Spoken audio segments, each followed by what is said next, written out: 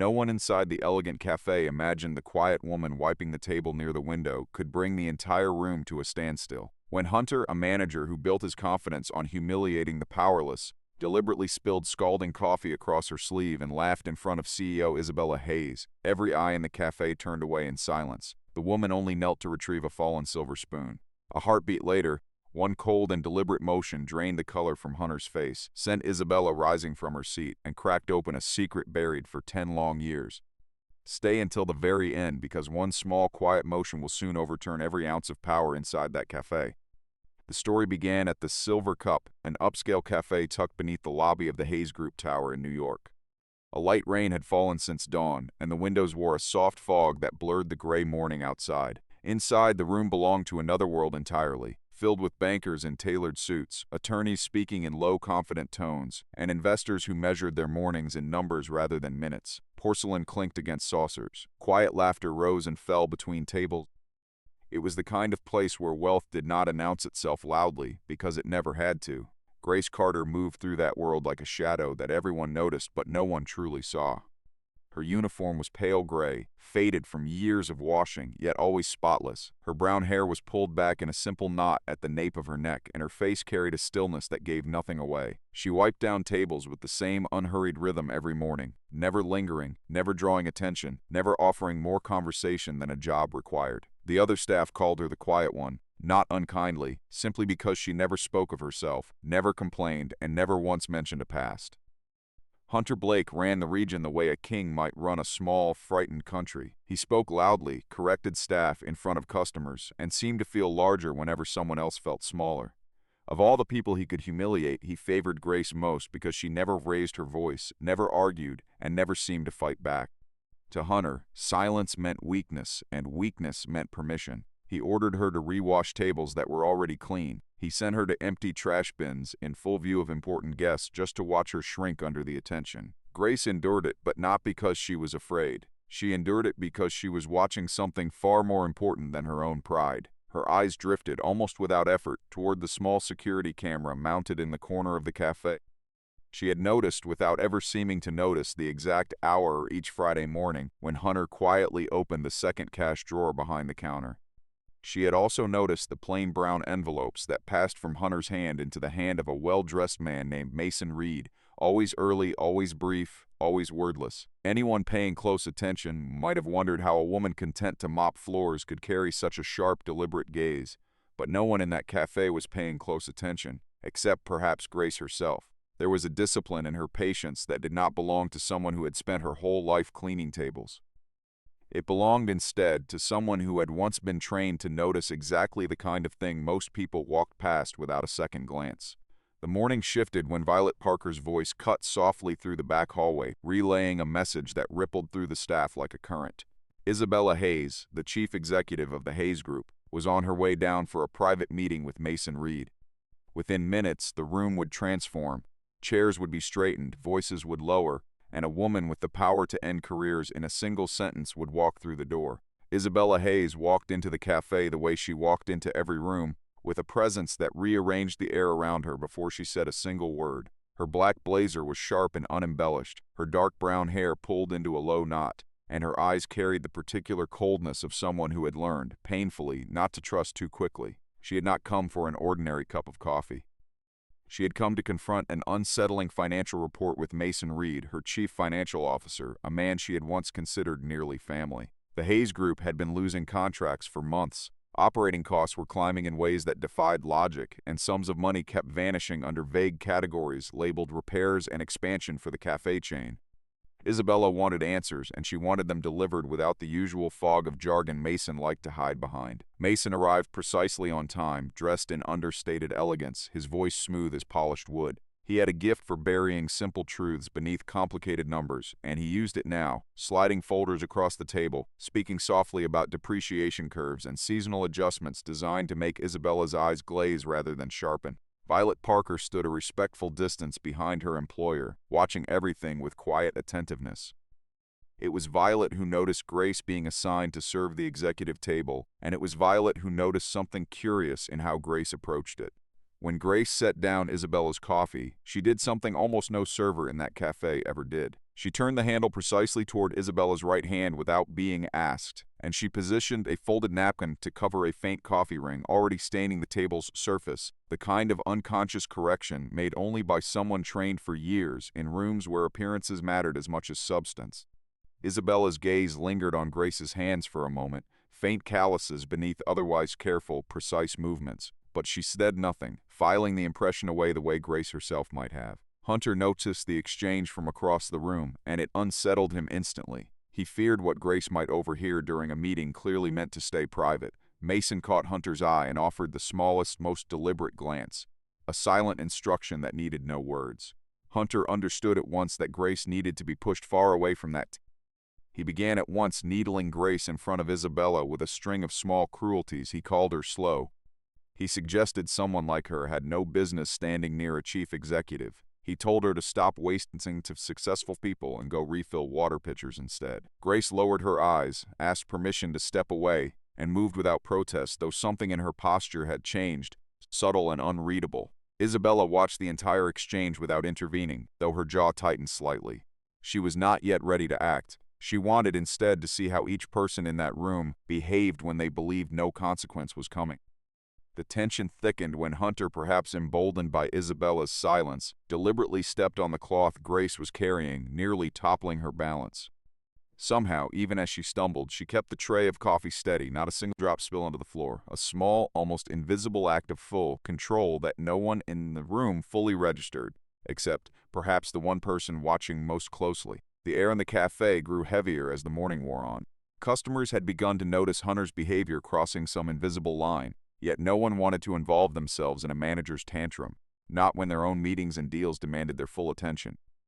Hunter, sensing the silence of the room as a kind of permission, grew bolder with every passing minute. He believed, as he always had, that the quiet of a crowd was simply another form of power belonging to him. He called Grace to the center of the cafe and ordered her to wipe down a stain that did not exist. She obeyed without complaint, kneeling slightly to run her cloth across the already spotless surface. Hunter raised his voice deliberately, ensuring Isabella could hear every word. Some people, he said, were simply born to keep their heads down. Not everyone, he added, deserved the privilege of standing near someone successful. He told Grace not to waste the chief executive's time with her pitiful presence. Isabella's expression hardened, though she remained composed, still watching, still waiting. Mason pretended mild discomfort with Hunter's tone, though in truth he welcomed the chaos, recognizing an opportunity to push Grace farther away from the meeting table before any inconvenient question could surface. Hunter picked up a cup of scalding coffee and stepped toward Grace as though to hand it off. Then, with practiced carelessness, he let it slip, sending hot liquid splashing across her sleeve and the front of her uniform. The entire cafe fell into stunned silence. Several customers gasped audibly, hands rising to their mouths. Violet started forward instinctively, but Isabella raised a single hand, stopping her. She wanted to see with her own eyes how Grace would respond to such cruelty delivered in full view of dozens of witnesses. Hunter laughed loudly, calling Grace clumsy, then demanded she apologize to the customers for embarrassing the cafe's image. It was the cruelest kind of humiliation, the sort that twisted a victim into the appearance of a wrongdoer. Hunter used his position to force submission, while Mason sat just behind Isabella, watching with the satisfaction of a man who believed everything was unfolding exactly as planned. Grace lowered the cloth slowly. She did not cry, she did not tremble, she did not argue. She simply looked down at the coffee staining her sleeve, then let her gaze drift toward a small silver spoon that had fallen and rolled across the floor near her feet. Hunter assumed she was preparing to kneel in shame and retrieve it. Instead, Grace bent down with unhurried precision, lifting the spoon between two fingers and tilting it gently beneath the overhead light. In that brief motion, she noticed something the rest of the room had missed entirely.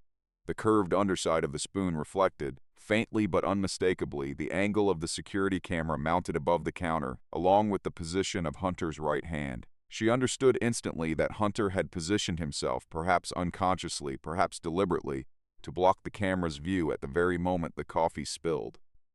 It was the smallest of details, the kind only a trained eye would ever catch, yet it changed everything. Grace rose to her feet slowly, and for the first time that morning, something shifted behind her eyes. She was no longer simply an employee absorbing humiliation.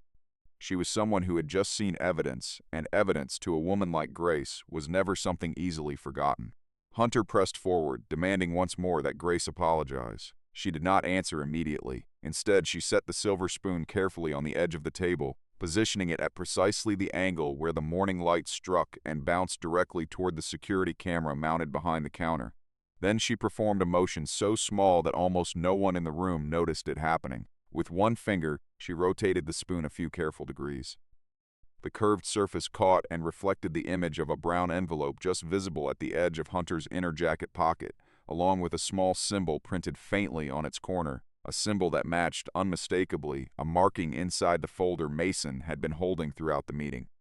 No one else in the cafe understood what had just happened. Hunter understood immediately. The color drained from his face in an instant. Mason's mid-sip of his coffee froze with the cup still raised halfway to his lips. Isabella caught the shift at once. Hunter's bravado had vanished. Mason had quietly closed the folder in his lap, his knuckles whitening against its edges.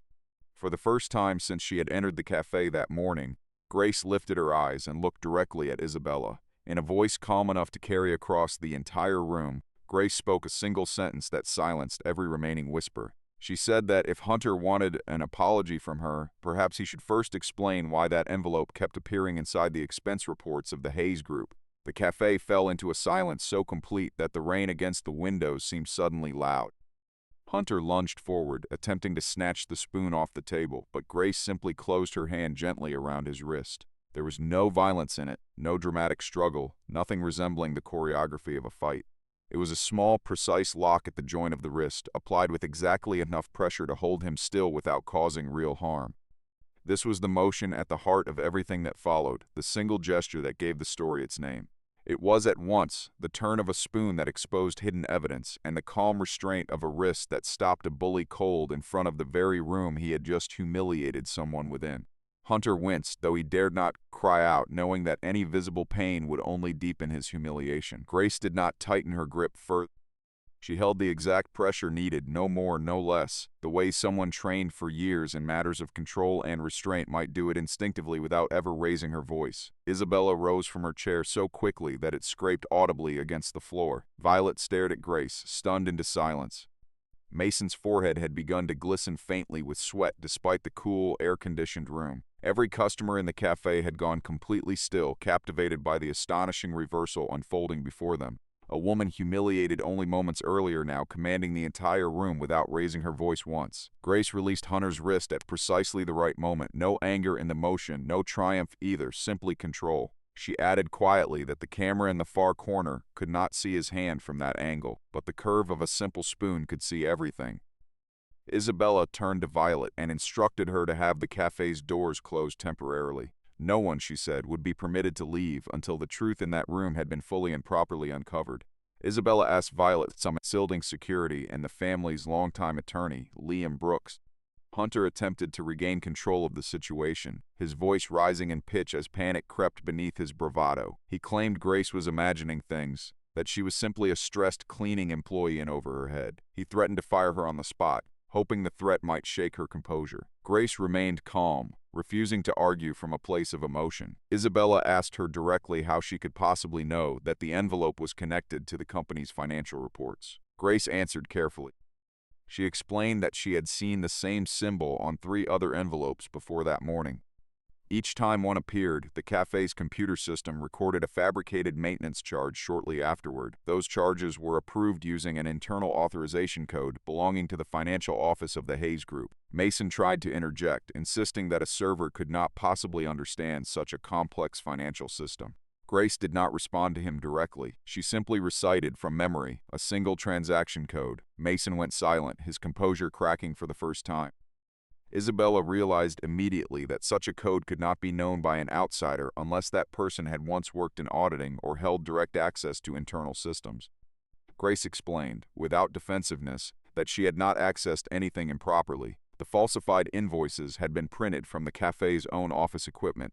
Hunter had repeatedly thrown draft copies into the trash without shredding them properly, and Grace had simply found them while emptying the bins at the end of her shifts. Grace offered no embellishment about herself, no attempt to inflate her own importance. That very restraint deepened Isabella's curiosity rather than satisfying it. Violet watched Grace with something approaching quiet admiration, sensing that the woman in the faded gray uniform was far more than she had ever appeared to be. Hunter, losing his composure entirely, blurted out an old nickname, calling her simply Carter. Isabella caught it instantly, because Hunter had never once addressed any employee by surname alone, not in all the months she had observed him managing this location. Grace turned toward Hunter, her voice low and steady. She asked him plainly whether he had finally remembered who she was. The question hung in the air, heavy with implication, and for the first time that morning, it became clear that Hunter and Grace shared a history that reached back long before either of them had ever stood inside that particular cafe. Liam Brooks arrived with a small team from the legal department, and he recognized Grace the instant he stepped through the door. His voice carried genuine astonishment as he said her name aloud, Grace Carter, as though speaking it confirmed something he had never expected to encounter again. Isabella turned to Liam and asked whether he knew this woman. He paused for a long moment before answering, then explained that Grace had once been among the sharpest outside operational auditors the Hayes Group had ever hired. A decade earlier, she had taken part in an internal investigation connected to a chain of restaurants and cafes the company had been preparing to acquire. During that investigation, Grace had uncovered a money laundering scheme running through inflated maintenance contracts, food supply agreements, and property leases. But before her final report could ever be released, the supporting data vanished entirely. Grace was falsely accused of accepting bribes. The colleague who had vouched for her integrity disappeared from the company without explanation. Her professional record was quietly and thoroughly tarnished. Grace lost her career, her reputation, and the trust of an entire industry almost overnight. She took on smaller, humbler jobs simply to survive. She never pursued legal action because she lacked sufficient evidence at the time, and because someone had made it clear that pressing further would put the people she still had left in serious danger. There was a quieter sorrow beneath her story as well, one she rarely spoke of. In the years following her fall from the industry, Grace had also spent long, difficult months caring for a family member through a serious illness, someone she ultimately lost. That private grief had taught her a different kind of patience, one that made the years of public disgrace easier to carry in silence. Isabella absorbed this revelation in stunned quiet.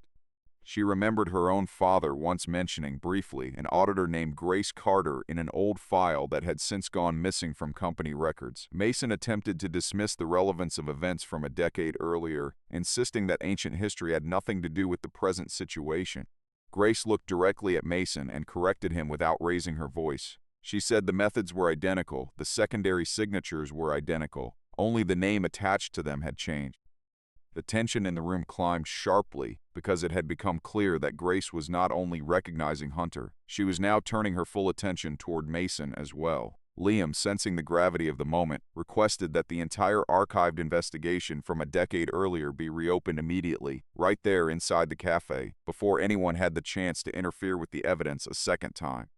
Mason's composure had begun to fracture at the edges, though he fought to keep his expression neutral. He adjusted his cufflinks, cleared his throat, and reached for his coffee cup with a hand that trembled almost imperceptibly, a small detail that did not escape either Isabella or Grace. Hunter understood that if Grace continued speaking, he would lose everything he had built. Rather than continue bullying her directly, he shifted tactics, attempting instead to turn the crowd of onlookers against her. He insisted that Grace was driven purely by revenge after losing her old job, claiming she was fabricating an elaborate story simply to seize attention in front of the chief executive. He gestured toward the coffee-stained uniform still clinging to her shoulders, hoping to diminish the weight of her words through appearance alone. He asked the room, loudly, what someone who wiped tables for a living could possibly understand about corporate finance. A few customers shifted uneasily, their certainty beginning to waver. It revealed something uncomfortable about human nature in that moment. When a person without status or money speaks up, suspicion often falls upon them first. When a person with authority speaks with practiced confidence, belief tends to follow far more easily, regardless of truth. Grace did not waste energy defending her personal dignity. Instead, she asked Violet to bring a paper bag of discarded trash from the staff room.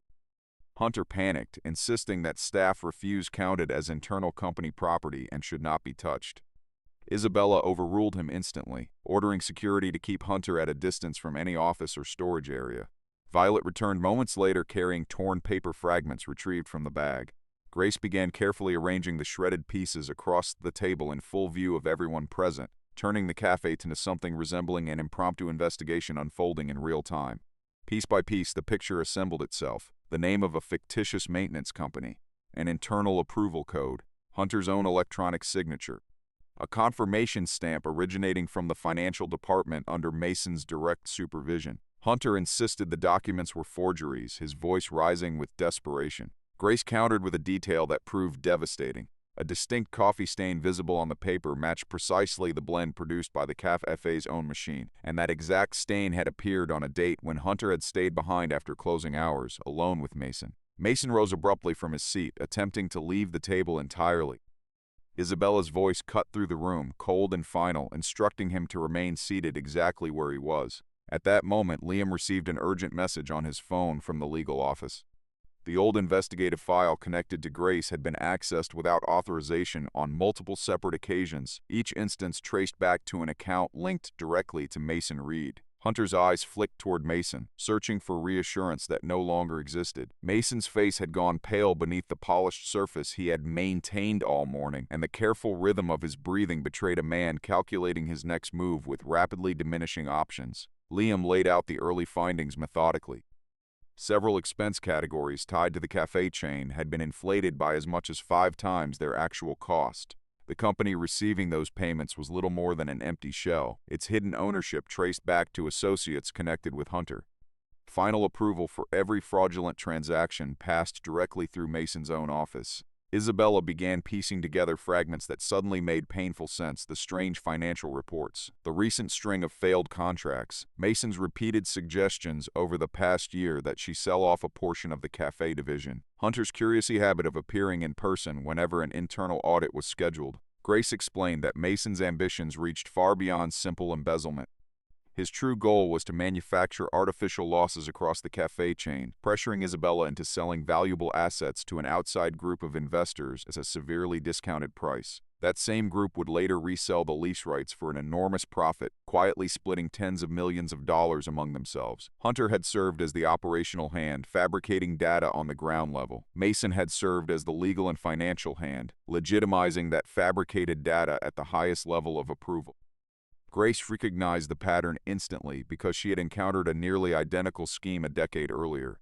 Mason had not yet held the title of Chief Financial Officer back then. He had simply been a junior financial advisor, quietly learning, even then, how to erase a trail without leaving fingerprints. Isabella felt a deep personal wound open at the realization. Mason had been the very person her father once trusted to guide her through her early, uncertain years as chief executive. She had leaned on his counsel more than almost anyone else inside the company. Mason, sensing the room turning irreversibly against him, pivoted his attack toward Isabella herself. He accused her of being too young, too inexperienced, too easily manipulated by a single cleaning employee with an obvious personal grudge. Grace refused to let Isabella waver under that pressure. She offered a single, simple piece of logic. If she were lying, Hunter and Mason would have had no reason to fear something as small and ordinary as a spoon. If everything truly were transparent, they would have welcomed an open audit immediately rather than resisting it with such evident panic. Isabella instructed Violet to connect the Café's computer system directly to the company's internal audit network. Mason objected sharply, his voice cracking with an urgency that betrayed far more than his words intended. It was in that instant undeniable proof to everyone present regarding exactly who in that room had something to hide and who did not. Grace stepped toward the connected terminal and began entering a sequence of commands she had once relied upon 10 years earlier, designed to recover a hidden history of edits that someone long ago had believed had been erased permanently. Isabella found herself unable to look away from Grace's hands moving steadily across the keyboard, the same calloused, precise hands that had folded napkins and balanced coffee trays only an hour earlier. It was a strange, almost dizzying realization. Watching someone she had dismissed as background staff suddenly command a room full of executives and attorneys with nothing more than quiet competence and an unshakable memory for detail. Hunter had gone entirely quiet by this point, slumped slightly in his chair, the earlier bravado completely drained from his posture. He stared at the screen with the particular dread of a man watching his own downfall assemble itself, line by line, in real time. Grace was no reckless hacker chasing dramatic effect. She relied instead on the practical knowledge of someone trained for years in operational auditing. She knew certain software retained secondary logs that ordinary users never noticed. She knew that data deleted from a visible interface often survived inside a reconciled backup copy. She knew, too, that the Hayes Group's current systems had been built upon a structural framework nearly identical to the one used a decade earlier. Liam confirmed publicly that her actions were entirely lawful. since she was operating under the direct authorization of the chief executive herself. The screen filled gradually with hidden edits that had once been carefully concealed. Fabricated charges appeared one after another. An invoice for repairing a coffee machine that had never actually broken. A maintenance contract for window cleaning billed at several times its real cost. Payments listed for employee training sessions that had never taken place. Consulting fees routed through a shell company tied to nothing more than a mailbox and a forwarding address. Hunter's name appeared repeatedly at the operational level of these transactions. Mason's name appeared consistently at the final layer of approval above him. More significant still, the system also restored an older file connected directly to the investigation from 10 years earlier. That file revealed something Grace had spent a decade unable to prove. Her original report had been submitted precisely on time. It had been altered afterward, without her knowledge.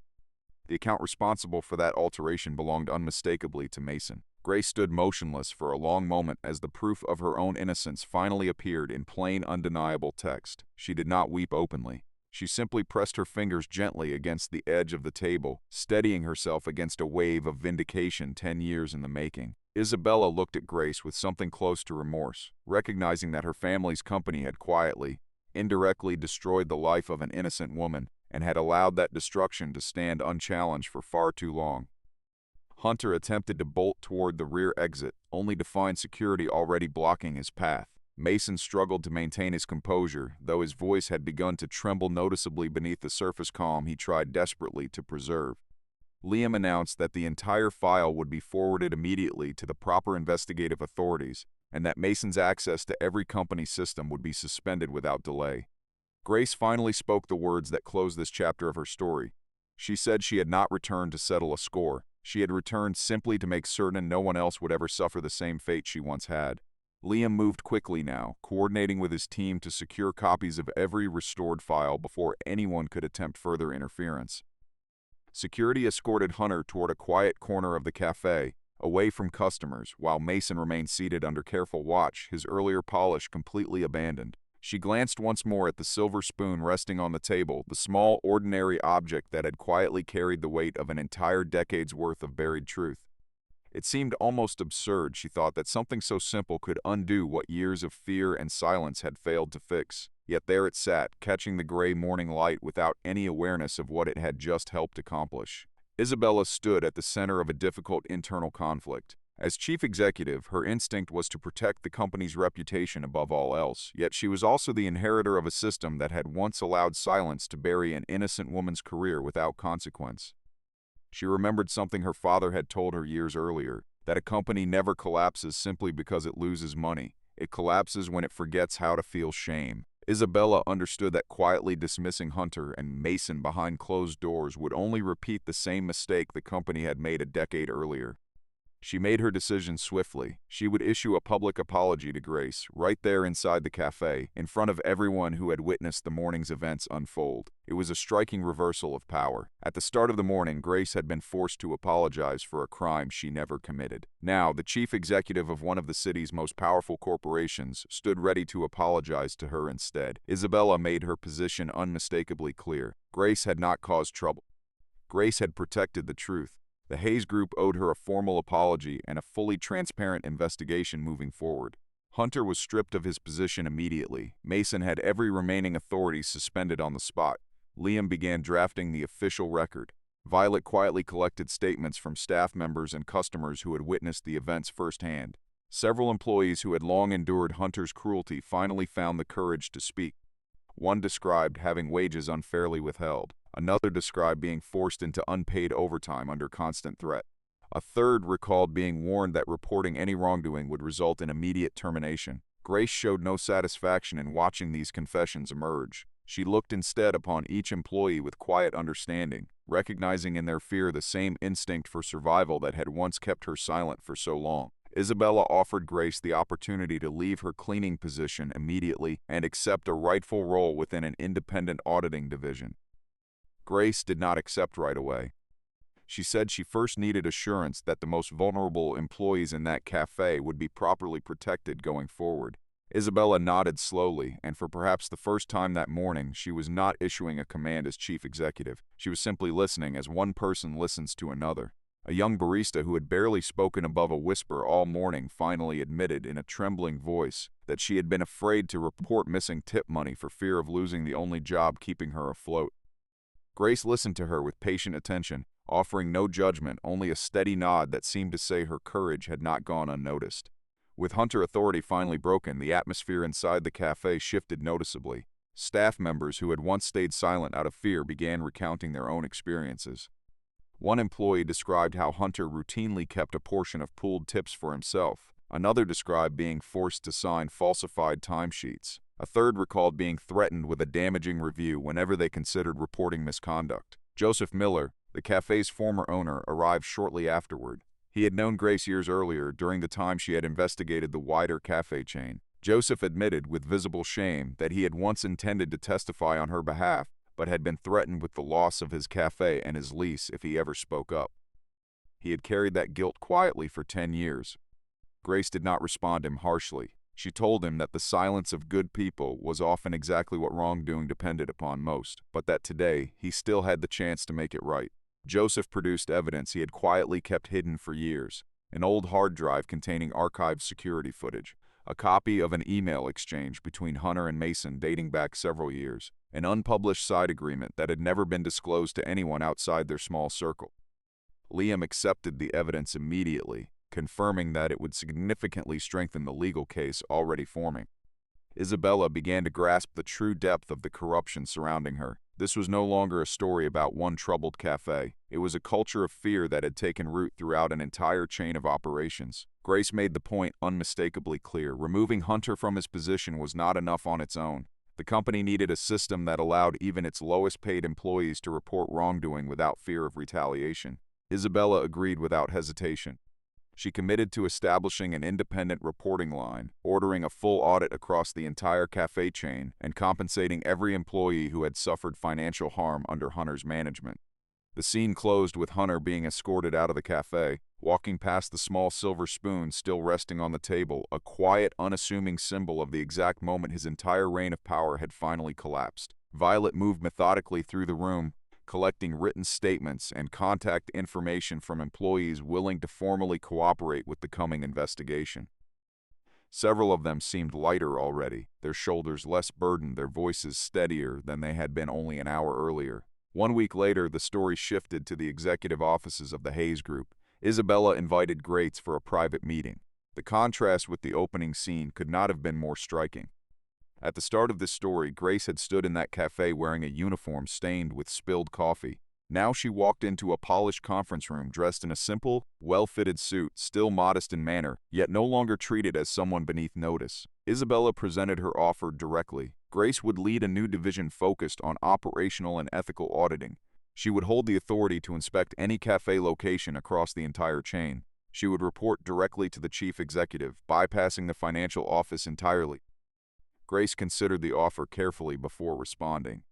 She made it clear she was not interested in returning solely to reclaim personal honor. She set forward 3 conditions of her own. Every employee harmed under Hunter's management needed fair compensation. Her own decade-old case needed to be formally and publicly corrected within the company's official records. The Hayes Group needed to build an independent system protecting future employees who chose to report wrongdoing, one kept entirely separate from the financial leadership above them. Isabella agreed to each condition without hesitation. Grace added one final request.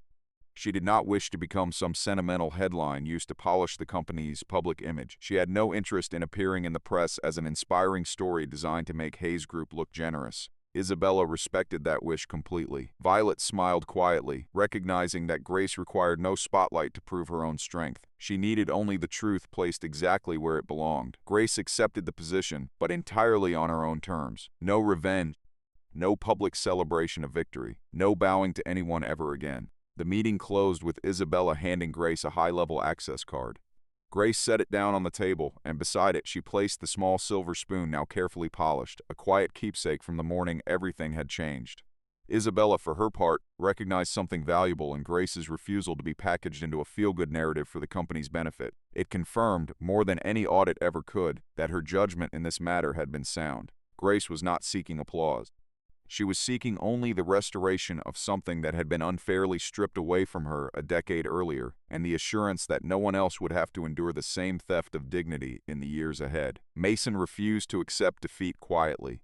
Before the formal investigation could fully proceed, he spread rumors throughout the company suggesting that Isabella had been manipulated by a former employee with a personal vendetta.